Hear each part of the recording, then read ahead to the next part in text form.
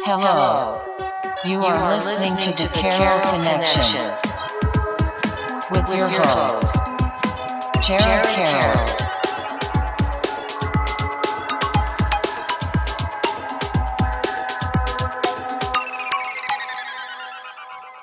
Hey everybody, welcome to the Carroll Connection. I'm your host, Jared Carroll, here to bring you guys another great episode. I did want to take a chance to shout out last week's episode 178 with VV. He is a music artist, and on that episode, he talked about how he got into music, talked about what it was like living in Texas a little bit, moving up to New England, and it was a really great podcast. I had a great time talking to him.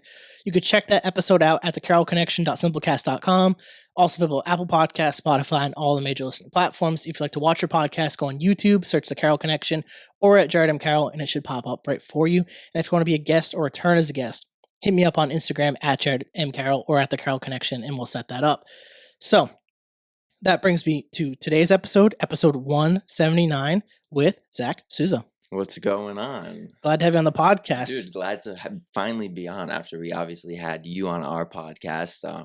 And Junior was also on this podcast. It's great to be here, man. I'm excited. Yeah, it's actually really good timing considering my episode on the Low Gravity Podcast just dropped. So guys, go check that out. Go support them. I'm a big supporter of their podcast, obviously, since I've had both co-hosts on the podcast now, and I've been on their podcast, and look to future collaborations as well, too. Most definitely. So definitely.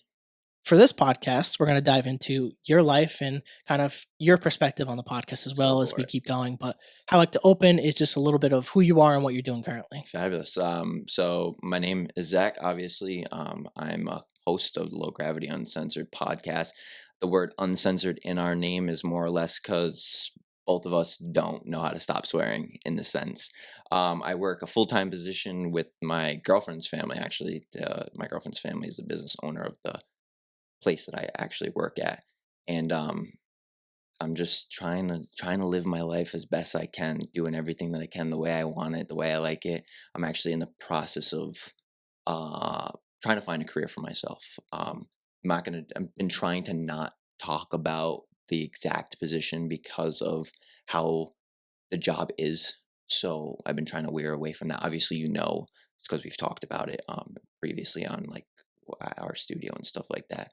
But I've been doing that for over a year and just living life, man. Like I have a girlfriend, beautiful girlfriend, and that's pretty much it. I'm not really much of a ecstatic person when it comes to life living because I don't do much. I play video games, I work, and I do just hang out with the friends, and obviously I podcast.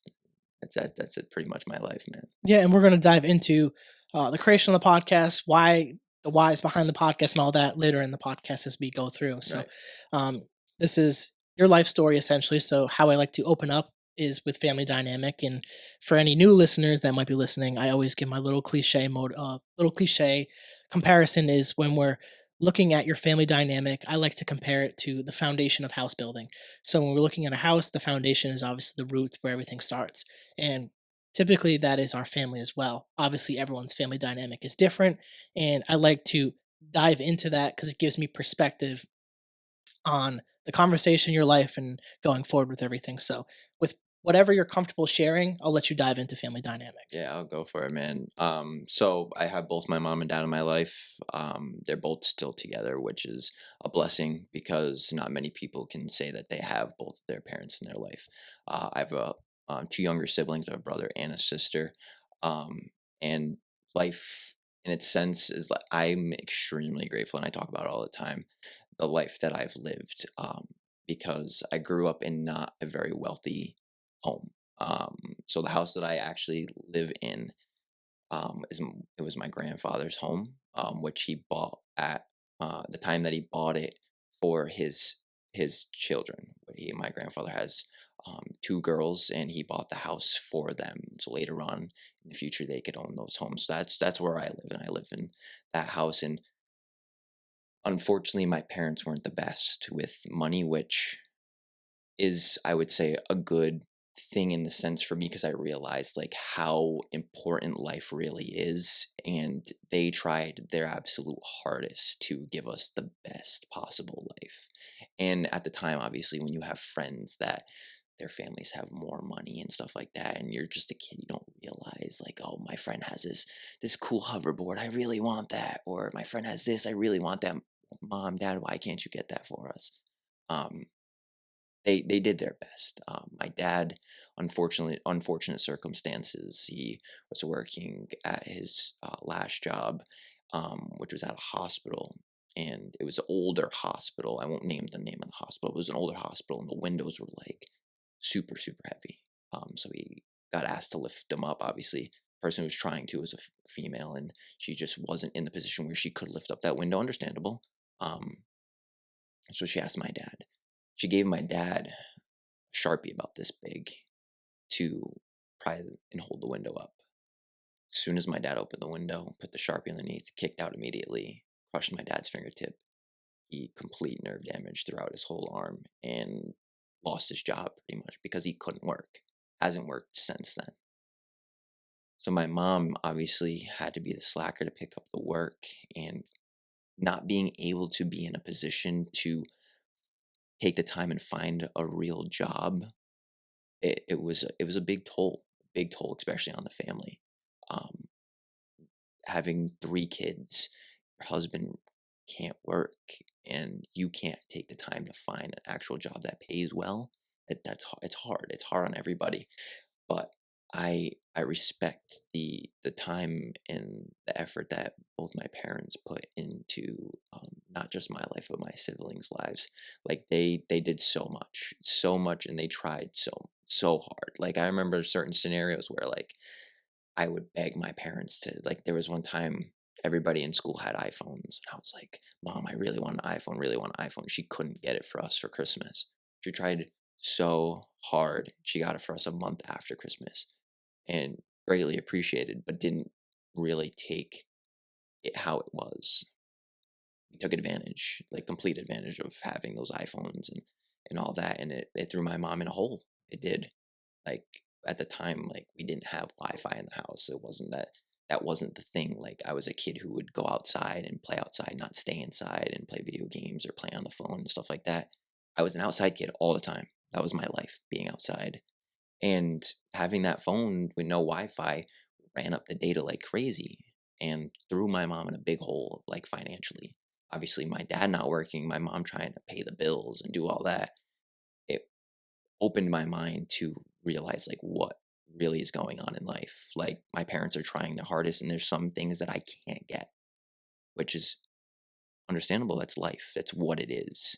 You can't always expect what other people can get, which it sucks to say because especially nowadays, kids want literally everything, which in the sense is it's unfortunate that some people can't get it. Yeah, to dive into that a little bit, is you're talking about the comparison too with social media, and I really feel for this younger generation coming up because this is what they just know. Yeah. You look online, you look on Instagram, you look on Snapchat, you see your friends get the new thing, and this is always like the running joke on social media of around Christmas time when some kids will they joke about like this luxurious items, and you get like a sock and or like a Right. pair of underwear, and Right. like people are like so like frustrated by it. But I think you're taking a healthy stance on this and appreciating looking back on what your parents were willing to do for you guys to try to give you guys the best that they could, understanding that certain circumstances happened and they had to pivot and they had to adjust, and kudos to them for being willing to do that and having the strength to do that, because obviously switching pretty much traditional gender roles in that sense where your dad probably can't provide the way that he wants to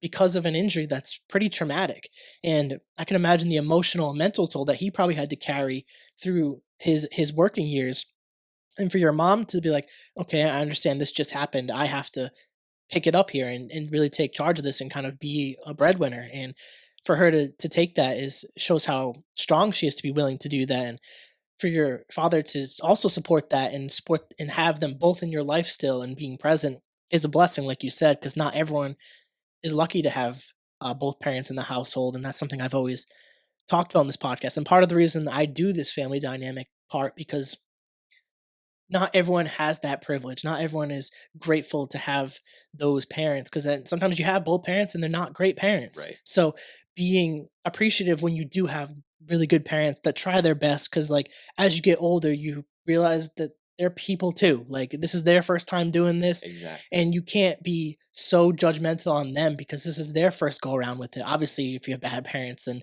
that doesn't apply, but for the most for most people I think being more appreciative towards our parents is like a huge thing, and that's something we've seen less of in this Hmm. society. Is the we look at our parents and we look at this younger generation, the disrespect is crazy, and Oh like my God, it's insane. I can't stand it. And it's not even just the younger generation as well, because I've talked about this on our podcast. It's the older generation, the generation that, in better sense, they don't give a fuck anymore. They don't. They don't care about the younger generation or the middle generation. They don't care anymore. Because like I deal with it at work. Like, why do you have to be so rude? And like I had younger kids today come in. That, like literally today, this happens all the time where they are just so rude. I say, first thing you walk in, how are you? All you have to do is say, I'm good. You don't even have to ask me back. I could care less. Acknowledge me. Acknowledge what I'm saying. It's the simplest thing. It, nobody knows acknowledgement. Nobody they're not nice anymore. Like we have a sign that says, please be nice. Why do we have to do that? Like it's so unfortunate that we're in a position in life right now where nobody cares about other people, which I think is it's gross, it's disgusting. And it's like it's sad to say, but when Americans get thrown into tragic events, I won't mention those tragic events, obviously very touchy subjects in some of them, but they become one. They become one. And it's like, why does it take a tragic event to happen to become united? Like we're all the same people. Like it's just like with like racism and all that. Me personally, I don't see that. I see the person that is sitting in front of me. I don't care what you do with your life. Is you're a nice person to me, I'm a nice person to you. It's it's that's how it should be. We're all humans. Why do we have to bash on each other? Why do we have to do things wrong to each other? There's no need for it. And then these little kids now, that's all they see is people just bashing on others, and they're like, "Oh, that's fine. yeah, it I'm just mixes gonna do with it too." social media and that stuff, and it's the lack of reciprocity where people don't want to give back to other people, or when they Yeah, do, if someone's mean to you they're mean back, and right. we've entered a culture that encourages selfishness, and it even tacks on to the self-love movement, where I think originally it was a positive thing. I think Hmm. self-love is important. I think you should love yourself, you should care about yourself as a person, and that will ultimately help your relationships long term. Right. But in big but funny I said that, but um people took that and it's now become a selfish movement where Yes. people only care about themselves. They only want to do what works for them, and there's no middle ground for anything. And No. if you're ever going to have a relationship with someone, there has to be some wiggle room with someone. You can't just be like, this is what I want and that's it. That doesn't Exactly. work with anybody. Mm-mm. Like, that's just really selfish, narcissistic behavior to expect the other person to adapt to what you want and only adapt to what you want. You have to match energies. You have to match each other in that playing field and come to certain agreements of what you want and what you don't want. And that is something that is crazy lacking. And this ties into this whole comparison thing as we all look online, and especially the younger generation that we talked about, and they see this and they act on that and they produce that in society and it keeps that going. And it's funny that you even say that the older generation just becomes so rude and a lot of time, and you see that all the time, and the fact that you even have to put a sign just to be nice is crazy. It's just the lack of respect for one another in society, and it's really been since post COVID where this has gotten I think that's when it way got worse. worse. Oh, so much worse. It's gross because people realize like society was thrown so much around where people realize like a bunch of shit is just straight bullshit. Like there's a lot of things in life that are just bullshit, especially with that COVID thing. People realize people put so much, oh, we need to vaccinate, we need to do this, we need to do that, then realized, no, this is bullshit. We don't have to do this. We shouldn't have done this. Then they forget, they lose that hope that things are certain ways for a reason. But now nobody has hope now. Now everybody's just pissed off for whatever reason. Yeah, we were cooped inside for we were in lockdown for what? A few months? Like, okay, all right, whatever. Why do you have to change how you were before the lockdown to come back and now you're just a straight dickhead? Like, why? It makes no sense the way that society is approached interacting with other people and teaching.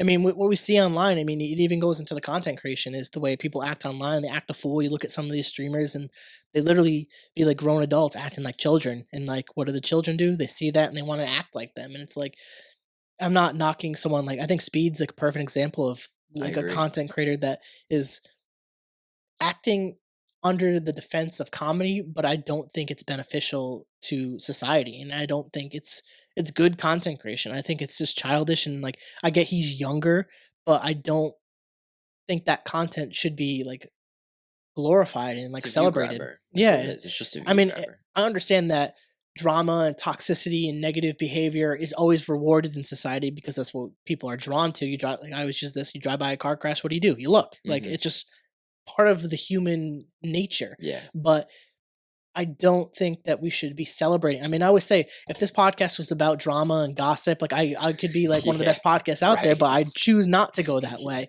And I think if more people chose that path, and it's also goes hand in hand with you could say like people just telling the truth about what they feel or what they believe. If you just said what you meant and what you believed and explained why you believe what you believe, I think people would be better off and could make better decisions for themselves and form better relationships because I Exactly. think people are just hiding behind trying to say the right thing, trying to do the right thing instead of just doing the right thing. And Exactly. I think that's like a frustrating thing. And I want to bring us back to your progression here before we get off track with what we were talking about. Yeah. But I want to build off this with we're talking about children and childhood and the way people are now. Talk to me about your childhood and how you made friends and maybe some of the sports or hobbies that you played. So soccer was a thing that I was brought into at the age of 4 years old. So my dad and well, my mom and dad threw me into soccer at such a young age. So team building and friendship building was started so young. Obviously I have a few close family members. No disrespect to my other family members, and I don't care to say this at all. I don't like them. And it goes back to family doesn't blood does not equal family. That's a big thing, and that's a different topic for another time. But um, yeah, I grew up playing soccer. Started at the age of 4, and that was a thing that I've done my whole life. I've always had close friends. Most of the time, it was just me and my cousin. Um, Obviously, Junior. I've known Junior for God only knows how long, honestly. So it's like him and I back then weren't as close as we are now. Like it's an inseparable relationship we have right now. And then like back in the day, like my sister's only like 15 months younger than I am. So I was pretty close with my sister when we were younger. I can't say as much now. Obviously, she's my sister. I love her, but I can't say I'm really as close now. We get older. Obviously, things happen. Um, but when it came to making friends, I was a very shy kid. Very shy kid throughout my whole life, pretty much up until like ninth grade. So like 2015 ish. Actually, no, probably later than that. Um, I was a very shy kid. And my parents always tell me going to preschool, I would hide underneath the tables and not want to socialize and shit like that. I don't know why. Because I don't shut up now. It's crazy. It's just like a switch flipped. But I was very shy. I only liked hanging out with my close friends. Sometimes I felt like outed on like certain extents. Like friends that I had, obviously they would have their own friend groups and stuff like that, and it would come to situations where they would be hanging out with their friends, and I'd be like twiddling my thumbs or stuff like that. But like it didn't really affect me to an extent. Obviously, that affects huge, especially when you think you have friends that are there, but they also have their own friends, which understandable. I'm not gonna knock anybody for also having their own friends. There's not you can't worry about me in the sense I'm not here to have people worrying about me throughout the life, but life was cool, especially childhood. I loved my childhood. I wish I could go back. I literally had so much fun. I was always outside, always with friends, always with family, just doing everything around my grandparents. Obviously, I don't have all of them now. I only have one left. So being around them as much as I was when I was a kid was huge. I was around them so much. Like my grandfather literally lived a rock throwing distance away from my house. Well, my grandfather and grandmother and grandfather. In Portuguese we call them vovô and vovó. Um, so I lived super close to them. It was very easy to go see them, hang out with them, be with them all the time. It sucks now that I don't really see my grandfather as much as I want to. There's no rhyme or reason why I don't go over there. Just I don't, and it kind of stinks that I don't because I don't know how much time he has. And obviously, I want to be able to see them as much as I can, but it is what it is. It's just life taking it. Um, but going through all that, uh, I just lived life as a normal kid, man. It was great. Doing the things that I did when I was a kid made me the man who I am, sitting in front of you today, being on the screen for the viewers that are listening. Um, all the humps and jumps and successes I've gone through my whole life. I could literally make a 24-hour video on like all the shit that I've done or all the shit that I've screwed up on and stuff like that. Um, it would be too much in depth because there's a lot of things that you do wrong in life and a lot of things you learn off of and a lot of things you succeed on. A lot of people you're friends with who unfortunately aren't good for you or relationships you get into that aren't good for you. Like I had a few relationships. Once again, going back on it, I was a very scared kid. Like I didn't like socializing with people. So having my close friends was great. And then trying to go out and get a girlfriend and stuff like that was hard. The shit was not easy at all. But I ended up doing it. I don't fucking know how. Um, like I always like thought about like between my cousin and I, we are like, I think we're 4 months apart. Um, like in the sense he was always the good looking. He was always the good looking between the two of us, and like he no homo on that. But my cousin was a good looking dude, and Who's like taller? me, All right, I guess you won. he was taller for a long time, and it was always the battle. It was the family battle: who will be the tallest and who will grow it tall. Because his dad's a fucking monster, and my dad's not. My dad's like 5'8", 5'9". My dad's Sometimes small. it skips a generation. Yeah, and it's like because my dad's dad was tall. So I don't obviously I know where I got the height from, but yeah, that was always the battle throughout the childhood is which cousin is gonna be the tallest. And I'm 6'2". I believe he's 6 foot. So I got this I still sweet got height though. Yeah. I still got the sweet 2 inches on him. But yeah, like like going back onto it, like my cousin, um, he had it all. Like he was able to draw. He loved playing video games. He could pull the girls. He could. But then I started doing it out of nowhere, and I'm like, holy shit! I still can't communicate with these girls, but I'm doing it. I was like, all right, whatever. And that was just through middle school, and then going into like high school and stuff like that, it just died out. And like, hey, whatever. But I still had my friends. That's all that mattered. I in to like wrap that up in the sense I had a pretty good childhood. Yeah, and that's It what it was sounds like. it was Yeah. a great childhood. It's the best childhood that I could have lived, and that's all I asked for. Yeah, and I think it's great to be able to live that type of childhood. And I would say that I lived a very similar one in the sense having the two parents, having good friend groups, sometimes feeling outcasted by friend groups because you be friends with everyone, but sometimes you don't feel like you have a friend group. And you jump into different friend groups, you jump out of different friend groups, and also you just certain aspects, whether it's family or friends, you grow up and you can't always maintain relationships Right. because we're getting older, and Mhm. that requires different levels of checking in on people. And life is tough. Like you can't check on every single person all the time, and that's Right. just not realistic No. in this day and age. Even with social media, it's just I don't think we were ever designed to be able to do that. So I think some people need to understand that aspect of communication and friendships and relationships that some of some of those relationships and friendships are gonna unfortunately die out, but it's not out of sometimes not even out of hatred or lack of love. It's just life takes us in different places and you have to Exactly. be open to that. And I think it's a great talking point right there. But transitioning towards like high school, because we talked a little bit about that. Talk to me a little bit about the high school experience that leading up to that senior year, and then what did you do after high school? So I'm one of the few that didn't have 4 years of school. I technically did, but I didn't. So I'll start off my eighth grade year. The end of eighth grade year, I was a big sports guy, played track and field. And I was like, all right, it's my eighth grade year. I'm gonna try this, and I tried hurdles. I think I did one of the jumps wrong, hurt my knee. Didn't think of it too much. Whatever. Graduate middle school, go to high school. Um, Biggest accomplishment. One of the biggest accomplishments in my life. Both junior and I, freshman, going into soccer. I'm a big soccer guy.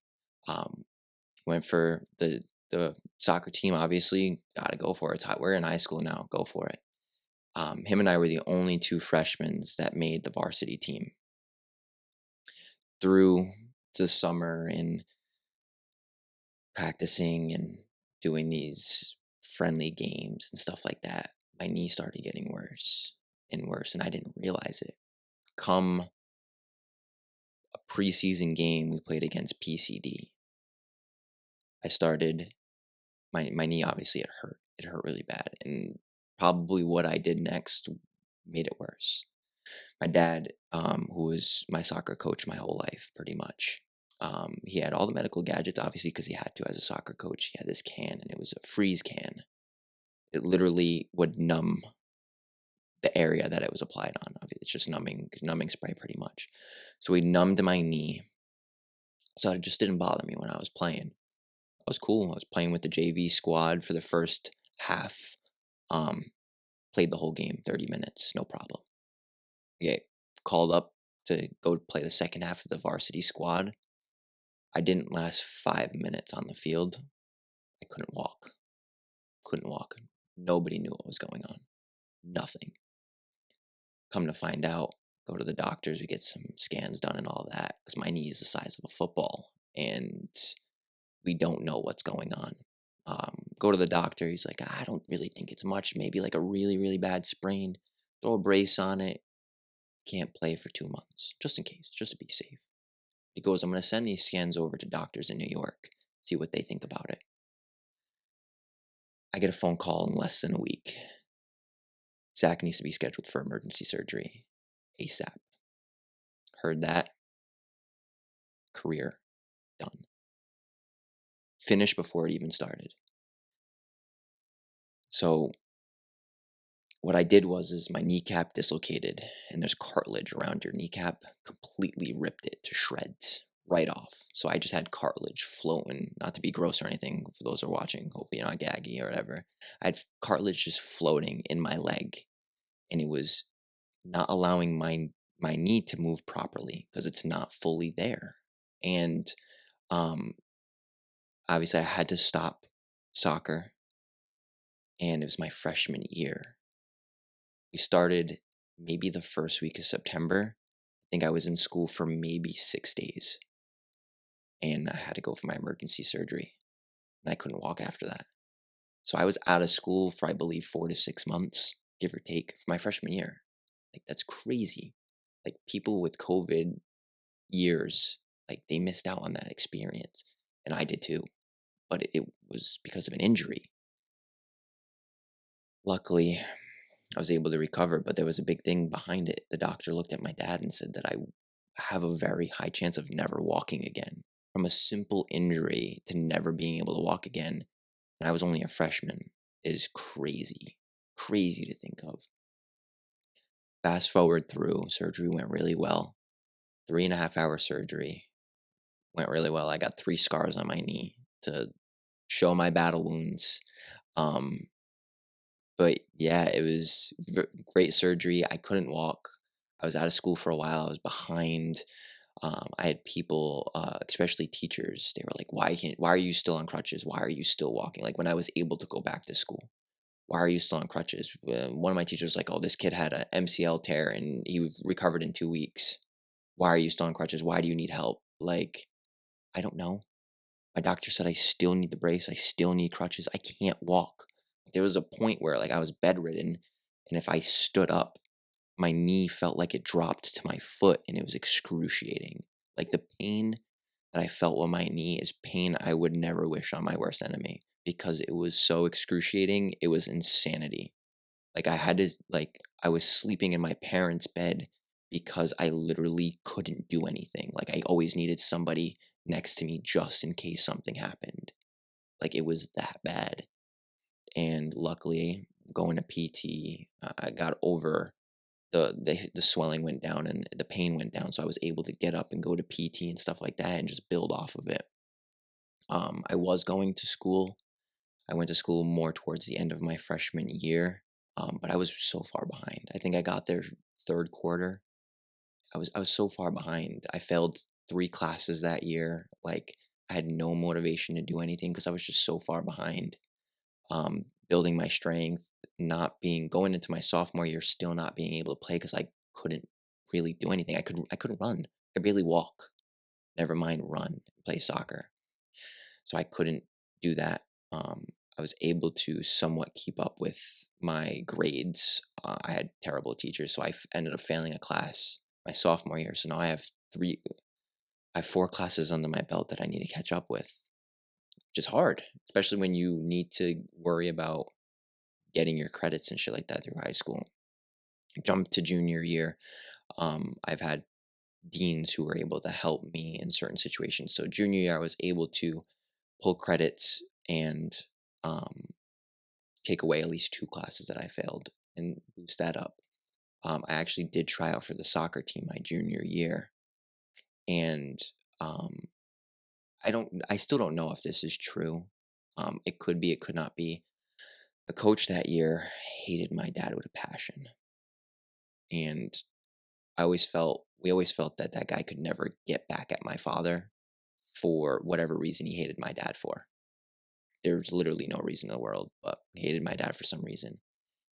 And I made the junior varsity team as a junior, and he looked at me and he said, "You're going to be a practice squad player." No disrespect to the other person that was on the practice squad, but that dude wasn't on my level in the slightest. Like, I'm not the best soccer player, but when you compare a guy with, and this is the term we used in soccer, having 2 left feet compared to somebody who knows the game, it was a big shot. It was shot at me. Like, I'm trying so hard to be able to play. I got thrown on the practice squad. Whatever. Tried my hardest to get back in. They were losing consistently. And the coach just never gave a shit about me, never even wanted to throw me into the JV game. So I was like, whatever. There was one time practice, he made all the people run up and down the field with other players on their back. I looked at the guy, I said, "I'm not even playing. Why am I doing this?" I was like, you're literally not allowing me to play for whatever reason. So if I'm not really part of the team, why do I have to do this?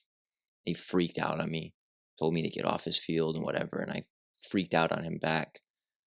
So I ended up obviously quitting that year because of that guy. Went to play indoor session with my dad, and that was when I first realized, like, I'm I'm somewhat back. I'm not 100%, but I'm here. I can play. I had a big ass knee brace, but I was still playing, which was good because then I was working and continuously building. And then that junior year is when I first got my job, and that's when I had to break out of the shell. And now here I am today, where I can't shut up. I remember my boss at the time. She looked at me. It was the first day on the job. She goes, "I don't know if it's you don't like people or you don't like talking. This is a job. You need to talk." So it's like a lot of different things I went through throughout my years of high school, and I'm only at year 3, which is crazy. And the big thing obviously was my knee surgery, and going into senior year, I tried it again. Went for that soccer team, busted my ass so hard to get sat down in front of the head coach once again. "You will never see the field. You're going to be a practice squad player. I appreciate and I can see that you really want to be here, so we'll put you on the practice squad." Hurt like hell. I'm over talking to Junior because Junior was the captain. And it hurt like hell. He goes, "Don't worry about it. You will be on that field." Come first game, luckily, one of the assistants, he knew my potential and he knew what I was about, so he was allowed to give me the opportunity. players weren't performing on the field. I got subbed in, I don't know, maybe 10 minutes into the game. First game, 10 minutes in the game, I get subbed in. I think maybe 2 minutes on the field, I score the goal for the game. And that was it. I literally never not stopped starting since that day. After being told 2 weeks prior that you aren't good enough to play, but we like what you're doing, so we'll just keep you to practice. So it's like I had a lot of humps, and senior year was the best year of my life. I met great friends going into senior year, solid group of people that I don't hang out with anymore, besides maybe 4 of them, if that. Um, but it was a great year. I did so much. Best part about senior year is I never went to a full day of school. I left at 10:30 every single day unless something was important, because my girlfriend was the president of the school committee. Student council, school committee is completely different. Student council. So I was able to do whatever the hell I wanted, especially with her, because I got the pass to do whatever I wanted. And it was great. Like I wasn't a troublemaker. I tried to redo myself, make sure like I was up on my grades and stuff like that, so that I could pass school. And that's what I did. With the help of my friends, especially my girlfriend, I was able to do that and push myself. And I'm glad that I did, because I ended up having 3 shitty years of school to having my last year of high school be one of the best school years of my life. Literally did everything I possibly could. I went to dances, went to homecoming, went to prom, went to winter ball. Like, I didn't do that my past 3 years. Like, I literally did everything I possibly could, and I played the sport that I wanted to play. Like, that's all that mattered to me, and I was able to do it. And I still play the sport, have the friends, have the girlfriend. So it's like everything's just been going up, up, up, up, up, and allowing me to have the success and the love of life itself, in the sense, because it all just went so good, because I realized like this is what I need. And it was great, man. Yeah, it's a great example of resilience and being willing to keep doing the thing, regardless of the results. I mean, it kind of goes to what we were talking about off podcast a little Right. bit, where Vic Blends was talking to Tom Brady, and he was talking about, you just, no matter what, win or lose, you still have to show up. You have to keep doing the thing. And going through a traumatic injury like that could easily derail you Yeah. in terms of school, in terms of your like sports career, in terms of everything. And choosing not to is a powerful thing. Choosing to keep going when all odds are stacked against you builds character. It builds this part of you that can be defined as almost unbreakable. And when you have that unbreakable trait to continue pursuing things, it carries into other avenues of life, which is super important, especially when things are so chaotic in our world all the time. To be able to Mhm. have something that you can pull from to continue to keep going, even when you don't want to, even when things look very difficult, when things Mhm. don't look like they're going to go your way, to still be like, I'm going to do this, is a powerful thing to do. And to have that example of being resilient is huge, especially within a sport, because sports teach us so many valuable Yeah. life lessons. And to have that is amazing. And to be able to still play it, given the circumstances, is a blessing that can't go unnoticed. And to Right. be able to still do it today, I mean, you guys have your soccer league that you guys are working on, and maybe we'll talk a little bit about that towards the end of the podcast. Yeah. But to have that, to have those friends, to have that senior year was probably so rewarding after going through such a difficult emotional roller coaster, to being told no for not your skill because of personal shit. And I've talked about that on several episodes, where small town politics always infiltrate sports in some form or fashion, and it's disgusting. It's sad Yeah. that that always happens no matter where you go. I mean, even talked to VV last week, and he was talking about his experience with basketball, and the coaches not liking him and not giving him a chance. And it doesn't matter where you go. I experienced that in my own town. And it's sad that parents and these coaches have such an influence on the sports, and it's never about who's the best player or who works the hardest. It's about the relationships that people have, R- and it's sad that carries into work as well. right. Like my senior year, I left a mark. I played 1 year out of high school. I was the third leading scorer on that field. From a person who was told that they would never play to being the third leading scorer on that field, like, don't get me wrong, I played forward, so obviously it comes with it. But being able to put the ball in the net is a lot harder than people may anticipate. Like it is. And to be in the spot where I was able to show that I can play this game and I'm good, I'm 100%, I'm ready to play. I'm more than 100% and I'm showing it on the field. It was kind of like it was like a pat on the back for myself because I pretty much kicked them in the face for talking bullshit and I showed it because if like in a sense like there were some games that like I'm the one who scored the winning goal. Like if I wasn't the one who did it, we would have either lost or tied. In a sense, like yeah, there was a lot of games that we would have tied or no, there was a lot of games that we would have lost if that goal didn't go in. If I didn't take that one opportunity to do it and just say fuck it and just shoot the ball. Like I was in the position to be able to do it playing forward, obviously, but like that's just it's a great accomplishment being the third leading goal scorer of the team after being told at the beginning of the season you would never play. And it's like the team that I had behind me, not only the people that I was playing with, because every time I scored a goal, it was hype.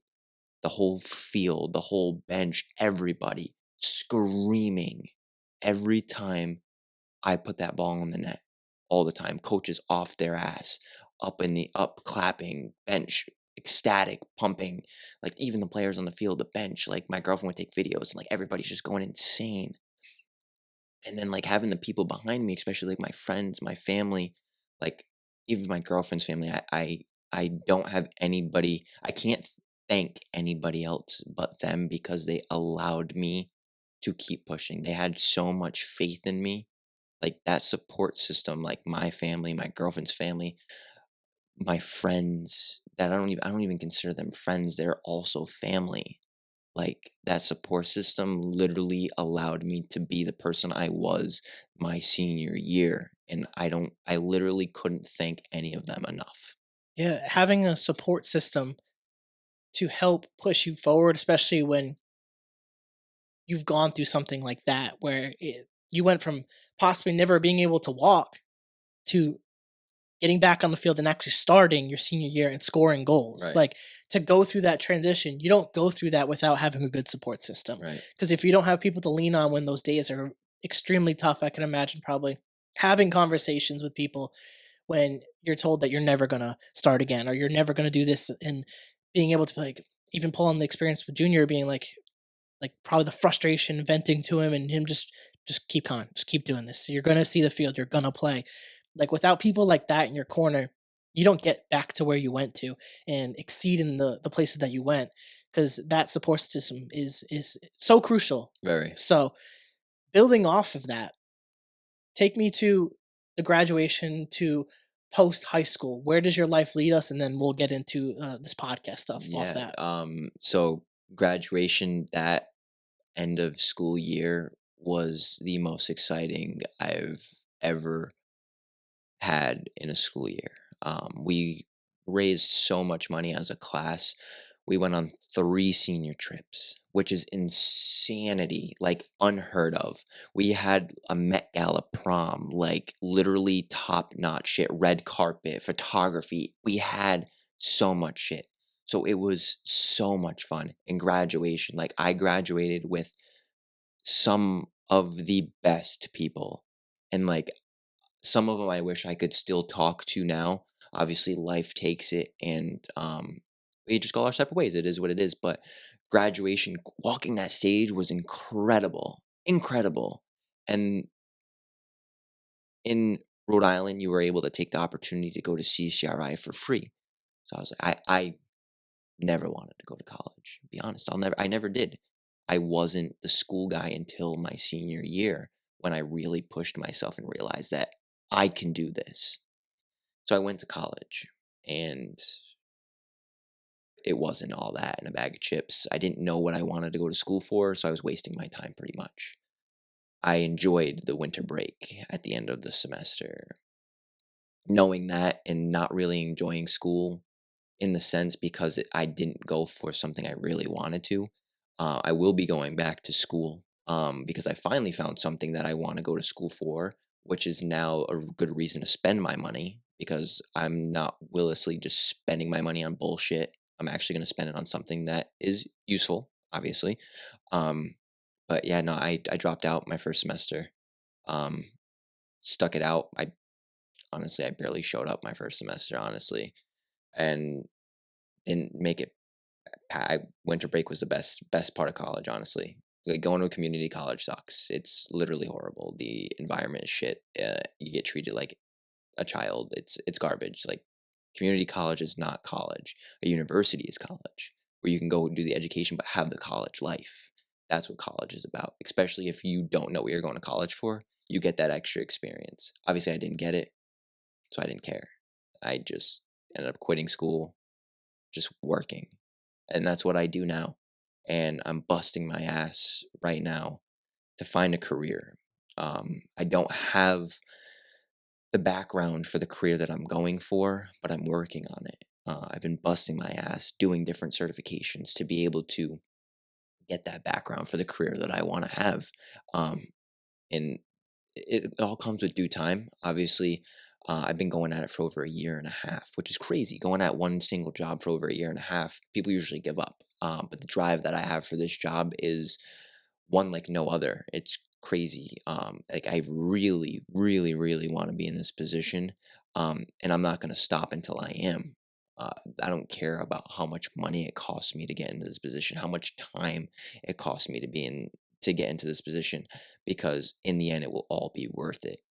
And that's pretty much it. After school, it just became the working man, just like how America wants everybody to be, just going to work. Yeah, I mean, kudos to you for being willing to acknowledge that college wasn't for you at that point. Because a lot of people will waste their time, and Right. especially for people that go to universities. This is where I'll probably push back a little bit. Is I think people who don't know should go to community college because you're not going to waste as much money as those who go to school, and you get that experience. But you could easily walk away if you quit your freshman year anywhere from like ten to like $30,000 in debt for a semester Right. if you went there and just didn't know what you wanted to do and wanted the college experience. Mhm. $30,000 in debt just to party is not worth it. Right. So I would say, and I've always encouraged, if you don't know, go to community college. Yeah, the experience probably sucks. I'm not going to sit here and sugarcoat it's probably not a great experience, but you will save so much money if you want to go to the university.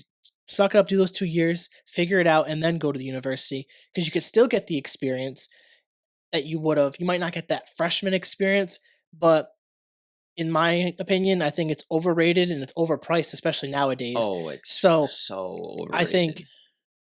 doing what you did is probably the better one in wanting that college experience.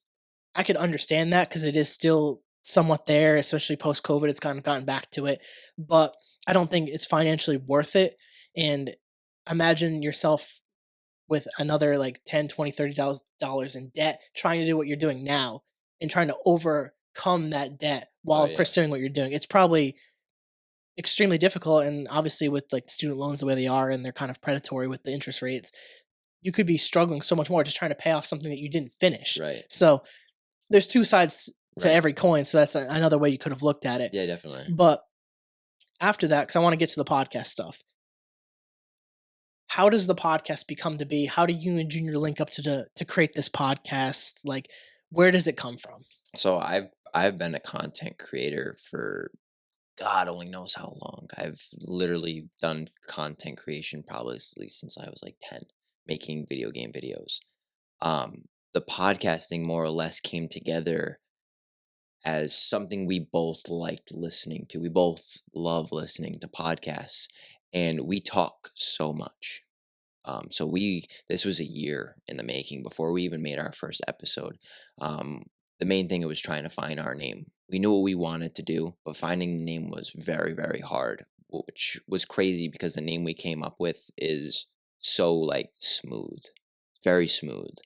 And it's more or less like I always say it's two idiots who decide to take their everyday conversation and throw it on the internet. It's pretty much what we did, but it was the intent to visit and talk to those old friends we had in high school that either went to college or went and did different stuff, where they could come on and just talk to us for an hour, 2 hours or whatever, and just catch up like back in the old day. And that's what the big part of the podcast was in the beginning. For the first, I don't know, maybe 30 episodes, that's what it was. It was reminiscing, and people were loving it because people could see the people that they talked to in high school and just catch up. Even though they weren't talking to them, they watched and just caught up with us. And that's what was great about it. Um, and then obviously the podcast went a different way. Obviously, we're doing different things now, which is great for us. But I want to jump back onto like the name part. Like, my video game name is Gravity, and that's how I go by. So my girlfriend bought me a big LED sign that just said Gravity. So Junior walked into my house one time. He was like, "Wait a minute, how about Low Gravity as the name?" I was like, "That's great." And I was like, "Let's throw Uncensored because we aren't censored vocally, like with swearing and stuff like that." And he was like, "That's perfect." So we threw it all together, blah blah blah blah blah. I was able to get all my different stuff, the stuff that I use for production. I was a DJ when my younger age. I'm only 23, but when I was younger, I was a DJ. So I had all that stuff to be able to just plug in and hook up to my computer. I'm a video game person. I love playing computer. So I had the computer to be able to do all this, and I plug all my DJ stuff to be able, I had the mics, blah, blah, blah. And then like all that stuff, getting the lights and shit like that, it all just ended up just unfolding. And then we made our first episode where it was me and Junior, and then my girlfriend was in the background. We just talked about nonsense, just nonsense. Like during the video, like my girlfriend was asking us random questions online, and we were just going off of it. But the podcast just started to reminisce with old friends and conversate with old friends. Obviously, we ended up running out, so we went a different avenue, and where we are today is just content creating and helping. We're getting people on to conversate, getting their voices out there, their face out there, to allow the people that watch these people or listen to these people, like music artists, especially when you came on. Obviously, you have your own podcast, but when it comes to certain stuff like this, it's the way you do your podcast is obviously a lot different than the way we did it. So it was more comfortable. You could break out more and talk about different things, which you said you loved doing. And that was great that you were able to talk like differently. And just like we do, like right now, we're talking about stuff like I don't think I'd really ever talked about on the podcast, which is crazy because we're over 100 episodes in, and like some of the stuff I'd never talked about. Um, but it's just the little things like being able to conversate, like kids we had on last night, 2.5 hour conversation. They were the youngest kids we've ever had on the podcast. It was great conversation. Great conversation. That's what it is. I love being able, just like we're doing right now, no phones, human interaction. That's what the best part about the podcast is that it's a minimum an hour, a maximum whatever the hell I want it to go to. And it's just human interaction, no phones, no social media. It's just people sitting on a couch, just talking. Obviously, there's cameras, there's mics, there's lights, but we're just conversating.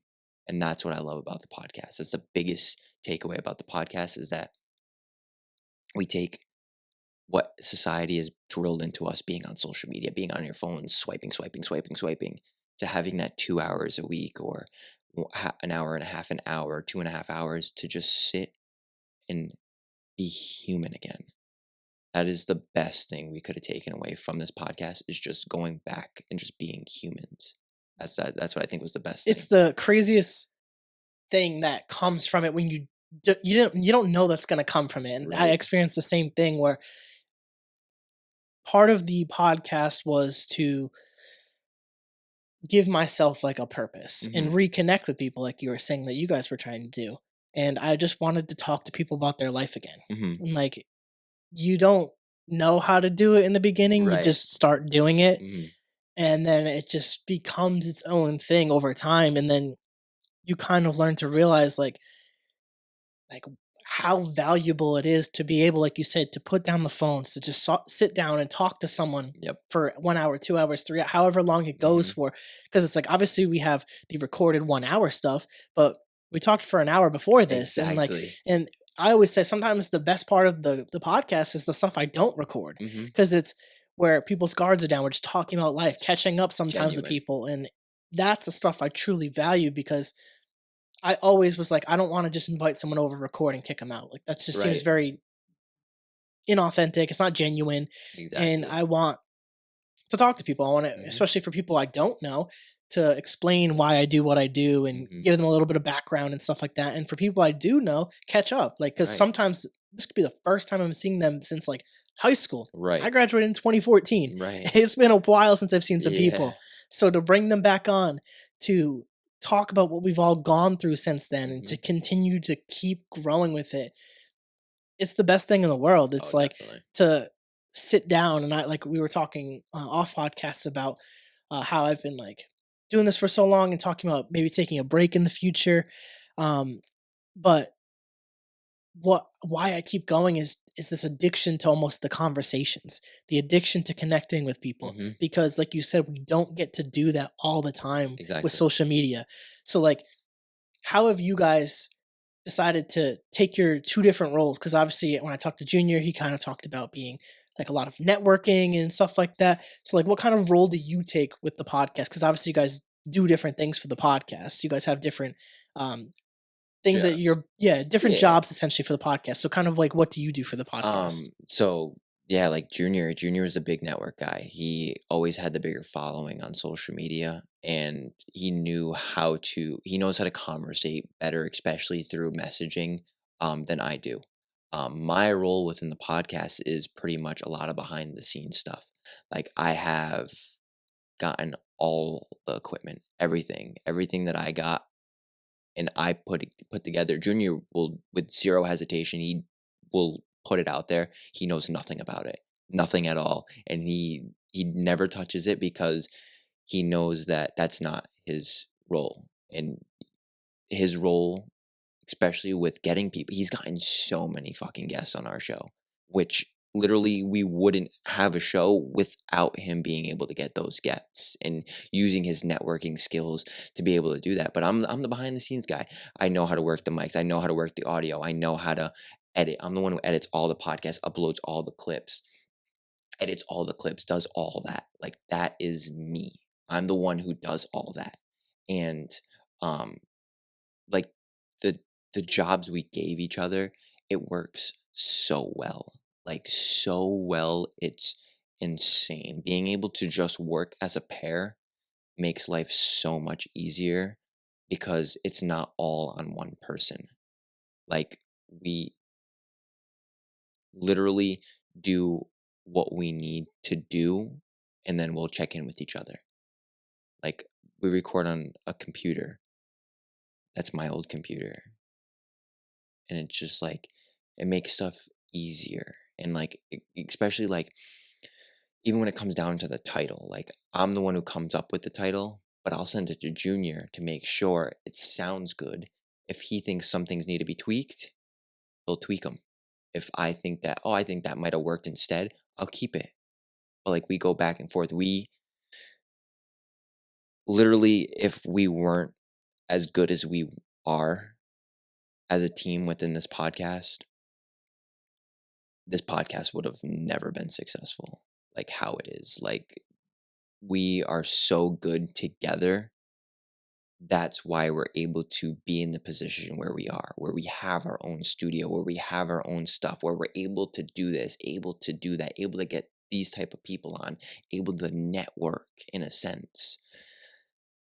It's, but to go stay on the actual question, yeah, my job is a lot behind the scenes. Sometimes you can notice if you go through the podcast where I don't communicate, like, I don't talk that much.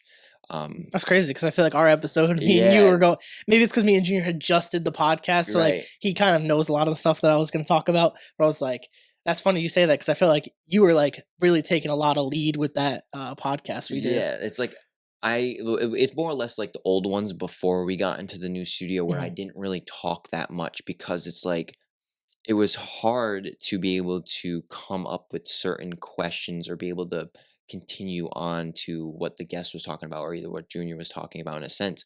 I've able to build off of that and how Junior and I work when it comes to recording is I'll be the first to go.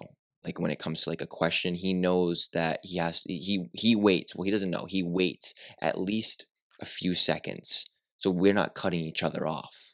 Like that's it. We literally work. It's crazy how well we work together. Like we don't cut each other off. Like when the guest or yeah, it's more or less the guest. If the guest is done talking, if I don't jump in right away, that's what I do. I'll jump in right away if I have a question. Junior's ready to go. But if I jump right in, as soon as I'm done and if the guest doesn't speak, Junior's ready to go. So like that's the dynamic we've built together to be able to make this work so smoothly, which I don't know how we did it without really knowing because we were as new to podcasting as it could be. We started from literally ground zero, brand new account, brand new YouTube, brand new TikToks, everything fresh.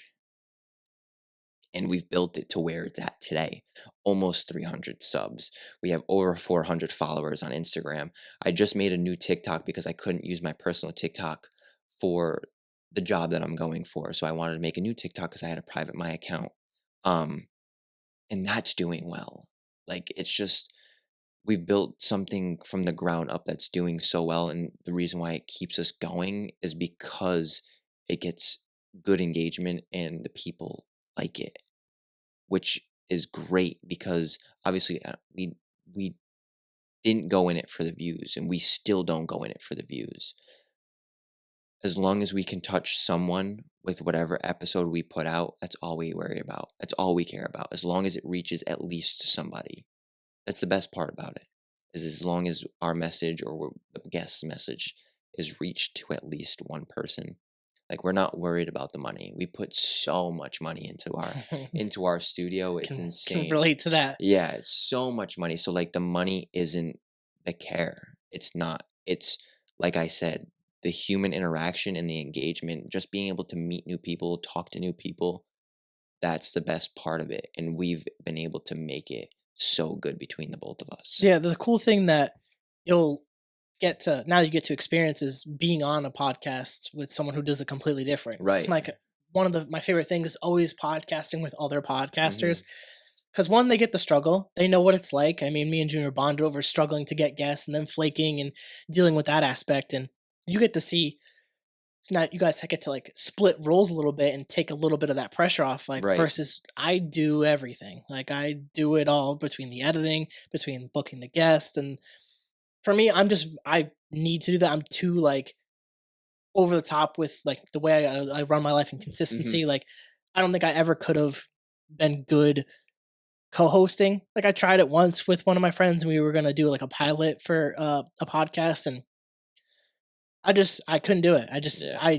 It was good to experience the collab because I brought cameras, he had a roadcaster and we got to see what everything was like. But I was like, I just don't want to pour into something that's not mine. Exactly. And I was like, well, I already have mine. I'm going to go pour into mine. He had his, he poured into his, but we learned valuable things from that collab because I podcast differently than you guys podcast, and people who podcast, they also do it differently than we do it. And exactly. Being able to work together and to collab is so important because you might be able to take something that I do and apply it to what you guys do and Right. vice versa. And I think Exactly. that's the value of doing this is because we get to experience that together and build that community and share the community. And like you guys were gracious enough to send me some possible guests and I did the same, and we get to collide those two worlds. Right. And that's like the coolest thing is when you first start, you didn't know that we would ever meet. Like there's Exactly. who knows if we ever meet. Exactly. But because we decided to make content, our worlds were able to collide, and I'm glad that we did because we've had great conversations on your podcast, and we've had a great conversation today. And Right. That's like the coolest thing that you didn't think that was going to come from this. Exactly. Like I didn't even say this on the podcast when you came on our podcast. I knew about this podcast because you came into my work and I saw your shirt. I'm like, oh shit, another podcast guy. So I looked you up and then I sent you to Junior. I'm like, all right, we're gonna have to obviously network with this guy, eventually hit him up, let's see who we can get.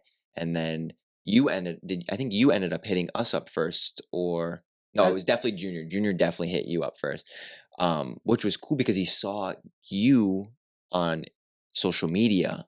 And I'm like, that's the kid I was talking about who has the podcast who came into the bagel shop.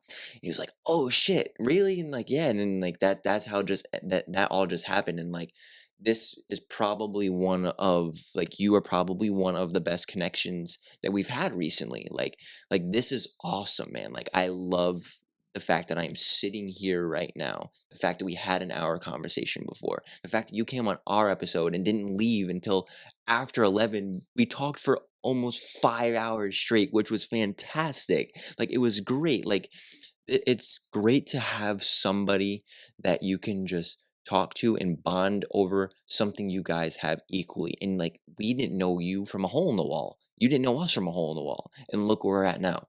Junior came on, you came on ours. Like the conversation, we've had over 12 hours of conversation between the three of us. Like it's great. Like I literally couldn't have thought that I would have been in the position where we are right now and have that opportunity. It's great. yeah, it's crazy, and that's why my girlfriend always rags me. She's like, "All you ever wear is your merch." I'm like, "This is like this."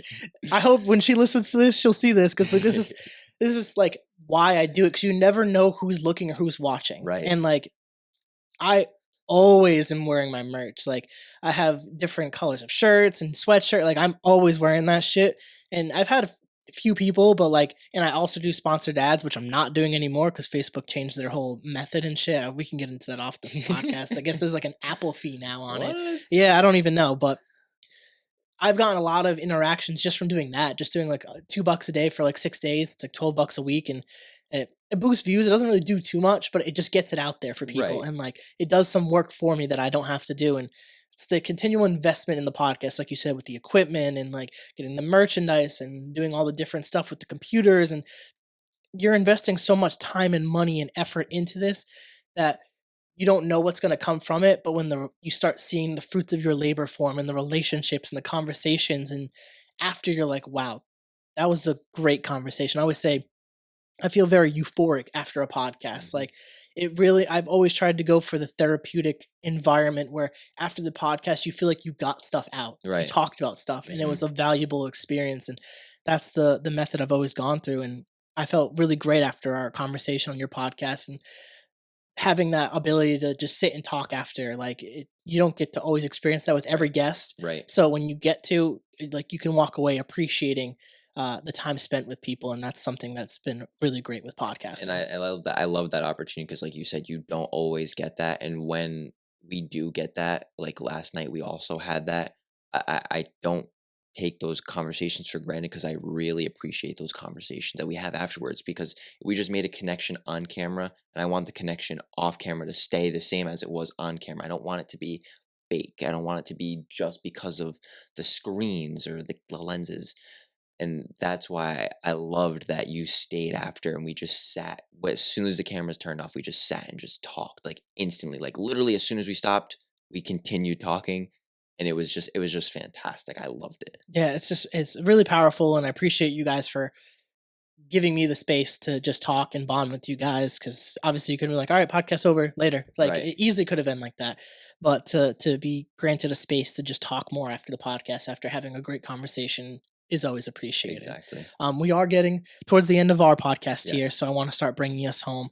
I do have that last question for Yes, you, definitely. but is there anything that you want to say, or that we didn't touch in the podcast before I get to that? I always like to offer this opportunity in case we didn't hit something. Off the top of my head, I can't think of anything. Okay, that's fine. I just like to Yeah, always give the no, guest no, that yeah, no, chance in I don't know, I case can't think. there was something that I we think didn't get. I think I said a lie. I rambled on a lot. We had about a good stuff. Yeah, conversation, it was a great so- conversation. Zach, the last question I have for you Yes, is, sir. what would your advice be for someone who wants to pursue their passion? Listen, the biggest thing is don't listen to those that are negative on your passion. If you believe in your heart that whatever you're going for is what is what your life is going to create around, if you want something so bad, go for it. There is no reason that you shouldn't go for something you want. something that you feel like will change your life. And if there's people in your life that are pushing you away from your dreams, I preface this so much, cut them completely. Because there is no way, I always say this quote, the train never stops for anyone. I am on that train. If you do not want to come with me, you're staying at the train station and I'm going. If I never wanted to continue if I never wanted to start the podcast because people said it would have never gone anywhere or whatever, I wouldn't be in the position that I am right now. That was a big step to do something like that. The biggest take, it's literally, if you believe that the thing that you want to do is there, go for it. Do not stop. Do not second guess yourself because, yeah, if it doesn't work out, all right, you lived and you learned. That's life. You lived and you learned. Go for it. There is literally, you only have one life. Take the chance. Go for it because you never want to live on the what ifs ever. 100%. I mean, I got take a chance tatted on me. As my grandfather said in episode 2, just if you're doing something you don't want to do and you want to change it, take the chance. Exactly. And I think that's a great message for people. If one, thank you for coming on the podcast. I appreciate you doing this, and we've had a great conversation. This is one of the longer ones that I've done because I just feel like we had a great conversation and I could just let it just flow. It's easy. And anytime I get another podcaster on the podcast, I love that because some people hate podcasters talking about podcasting, but I fucking love that shit. Because you get the struggle, you get the thing. And I just appreciate you for coming on here and also giving me the platform on yours as well. No, thank you for allowing me to speak on your platform today and allowing me to sit in front of you again and have just another conversation opposite to what we did on our show. And this is something I'm not afraid to talk about. The stuff that I talk about, I'm not afraid to talk about. I'm glad that you allowed me the opportunity to be able to talk in front of you today. I appreciate it. Appreciate you. If you want to plug your podcast, you could just look into that camera. And so you can find our podcast, Low Gravity Uncensored, on absolutely everything: YouTube, Instagram, TikTok, even Facebook. Why not? The geezers got to watch us on Facebook. But yeah, it's Low Gravity Uncensored on literally everything. It's just 2 cartoon characters of me and Junior, so you can't miss it. Perfect. And I will tag you guys and everything as well. Appreciate it. For you guys like the podcast, please rate, review, subscribe, share with your friends, share with your family, share with your grandma. Check it out, thecarrollconnection.simplecast.com. Also available Apple Podcasts, Spotify, and all the major listening platforms. If you'd like to watch your podcast, go on YouTube, search The Carroll Connection, or at Jared M. Carroll, and it should pop up right for you. And if you want to be a guest or return as a guest, hit me up on Instagram at Jared M. Carroll or at The Carroll Connection, and we'll set that up. Hell yeah. So, till next time, guys. Peace.